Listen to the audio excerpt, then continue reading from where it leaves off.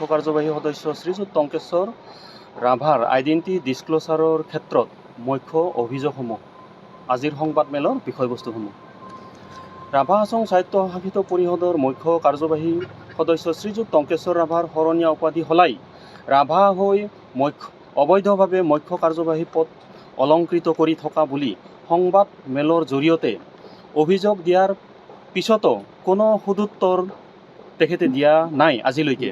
বৰঞ্চ মোৰ বিৰুদ্ধে নানা উপলুঙা কৰা মন্তব্য দিয়া বুলি মই বিভিন্ন সময়ত মই জানিব পাৰিছোঁ।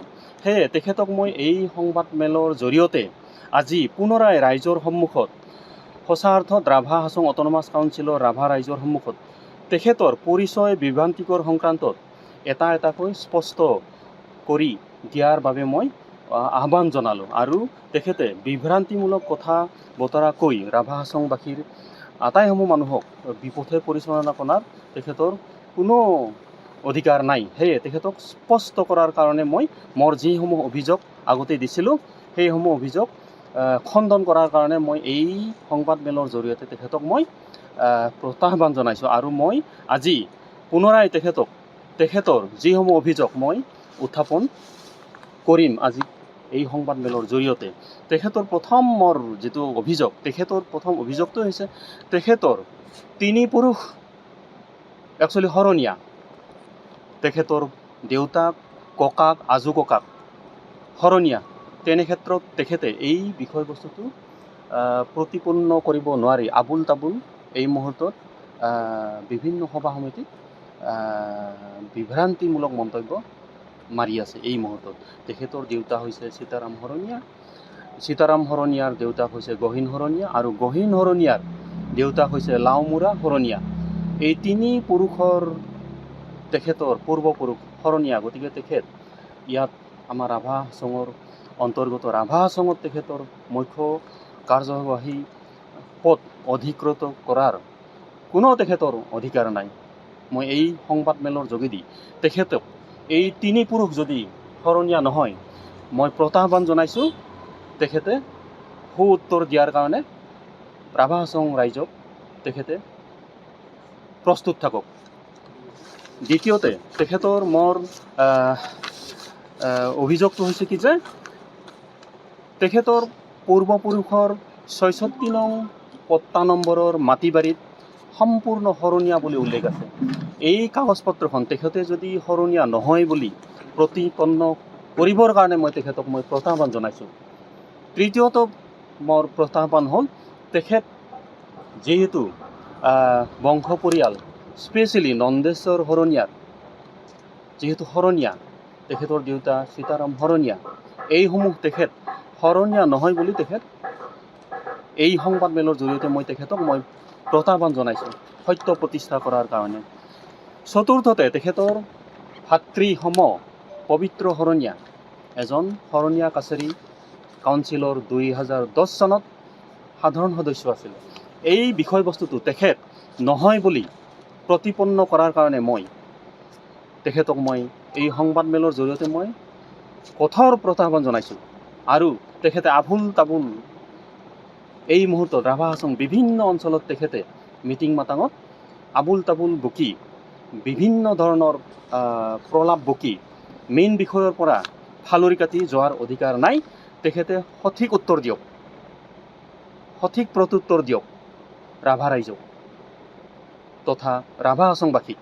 এয়া মোৰ প্ৰত্যুত্তৰ তেখেতৰ প্ৰতি। নেক্সট তেখেতৰ যিটো আমাৰ ৰাভা ৰাইজৰ মাজত তেখেতৰ চাপকাজ ৰাভা নহয়েই আৰু কোনো কালেই তেখেতসকলে ৰাভাৰ অন্তৰ্গত নহয়।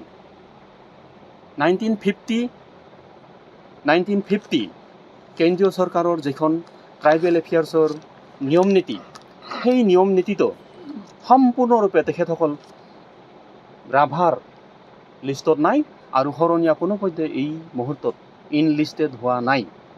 এই সংবাদ মেলৰ জৰিয়তে মই তেখেতক প্ৰত্যাহ্বান জনাইছোঁ, যদি তেখেত 1950 অন্তৰ্গত নিয়ম কানুনৰ মাজত যদি আছে, তেখেতে কাগজ পত্ৰ দেখুৱাই ৰাভা ৰাইজক সঠিক উত্তৰ দি তেখেতে স্পষ্ট হৈ নিজেই মেল মিটিঙত তেখেত ঘূৰি ফুৰাৰ ব্যৱস্থা কৰক। অন্যথা তেখেত ৰাভা হাছঙৰ মুখ্য চিফ কাৰ্যবাহী সদস্য তেখেতে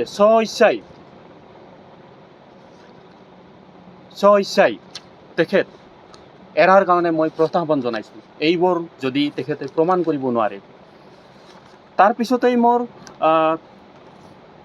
ক'বলগীয়া কথাটো হ'ল কি যে যিহেতু 1950 নিয়ম মতে আমাৰ ৰাভাৰ নেতৃত্বত যিমানসমূহ কাজ আছে তেখেত নায়েই।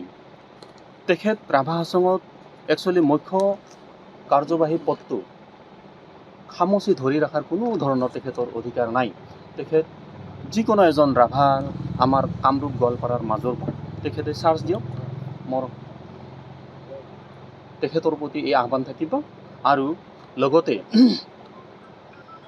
লগতে তেখেতে মোৰ বিৰুদ্ধে বিভিন্ন সময়ত বিভিন্ন মেলে মিটিঙে তেখেতে অভিযোগ দি আহিছে বিভিন্ন সময়ত মোৰ বিৰুদ্ধে। সেই বিৰুদ্ধে কোৱা কথাবোৰ যাতে তেখেতে নকয়, আজিৰ এই সংবাদ মেলৰ পিছত তেখেতক মই আহ্বান জনাইছোঁ। তেখেতৰ প্ৰতি মোৰ এটাই মাত্ৰ মোৰ প্ৰত্যাহ্বান, তেখেতে সমস্ত আইডেণ্টিটি ডিছক্ল'জাৰ, পৰিচয় বিভ্ৰান্তিমূলক যিটো তেখেতৰ নিজৰ সমস্যা, সেই সমস্যাটোহে তেখেতে স্পষ্টীকৰণ কৰক। তেখেতে ৰাজনীতি কৰে, কূটনীতি কৰে, ৰাভা হাছঙত কৰি থাকক, ক'ব লগা নাই। আমাৰ গোটেই ৰাভা দল সংগঠন তেখেতৰ চৰকাৰৰ মানুহৰ লগত মিলি থাকক, ক'ব লগা নাই। কিন্তু তেখেতে নিজে শুদ্ধি হৈ তেখেতে আগন্তুক দিনত ৰাভা হাছং ৰাজনীতি কৰক, মোৰ ক'ব লগা নাই। কিন্তু তেখেতে এই যিসমূহ মোৰ অভিযোগ তেখেতে সত্য প্ৰতিষ্ঠাৰ যোগেদি স্পষ্ট হোৱাৰ কাৰণে মই এই সংবাদ মেলৰ জৰিয়তে মই আহ্বান জনাইছোঁ। আৰু মোৰ চৰকাৰলৈকো আহ্বান থাকিব, তেখেতে যিসমূহ অভিযোগ